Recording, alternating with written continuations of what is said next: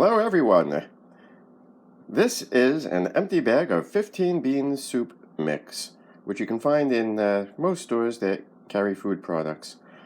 And this just makes an absolutely wonderful, inexpensive meal that is just absolutely, I think, delicious. And you can make it vegan or vegetarian with no problem whatsoever. Or add meat to it if you wish, if you feel the desire to do so. It comes with a flavor package, and it says that it has ham flavoring in it. So if you're vegetarian or vegan, they don't say exactly where they derive those flavors, so you might want to leave that packet out. And this is my crock pot, which is relatively new. I had to search around for this. This is a 4.5 crock pot that came from Target stores, and I'm going to tell you right now, crock pot, I don't know what they're doing right now, but if you actually measure the amount of actual liquid that fits in these pots, it's not what's on the outside of the box. This is a 4.5, and I think if it holds 4 quarts, that's it. And the 4-quart pot, I think, holds about 3.5 quarts, and you can measure that yourself if you have one of these, and if it's fairly new. The older ones, I think, are more true to the actual specifications. But anyway,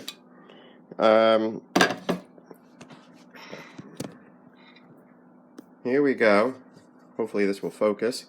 This, I've already had some of this. You can see where the line has of soup used to be. This thing was filled right to the top, and my recipe varies only very slightly from the actual recipe. This, obviously, it's got the bean mix in it, which I soaked overnight, and then I soaked it overnight in the crock pot. And then it calls for 1 cup of chopped onion. I just heaped that onion up. It was so much onion that I had to be careful moving the cup, otherwise it would have fallen off of the edges. So I put a little bit more onion in, and I didn't chop it fine. I left it fairly coarse. You can see some of the chunks in here, and that's the way I really like it. Now it calls for a 14.5 ounce can of diced tomatoes. I did not use a can. I used fresh frozen tomatoes that came out of my garden, and what I do is I remove the core where the stem used to be, and then it gets frozen immediately at 20 below zero in a good old-fashioned Sears Hot Point freezer. And when I defrost them, without having to blanch them or anything, the skins just come right off. So you don't have to worry about blanching your tomatoes to get the skin off. And then I just chop that up. I have 1 pair of scissors that I use for nothing but food, and believe it or not, I just put the scissors in with the tomatoes and just cut away at the tomatoes until they were nice and chunky. That way I was able to control exactly the texture of tomato that went into this. 1 teaspoon of chili powder. I put a heaping teaspoon in. It's got a little extra flavor. And chili powder is a combination of spices. For those of you that are not ultra familiar with chili powder, it's not just cayenne pepper. It's got cumin and a bunch of other spices mixed in with it. The juice of 1 lemon. It calls for 1 or 2 cloves of garlic. And anybody that knows my family knows that 1 or 2 cloves of garlic, that doesn't do it. I put 4 cloves of nice fresh garlic in here, and I did not mince it super fine.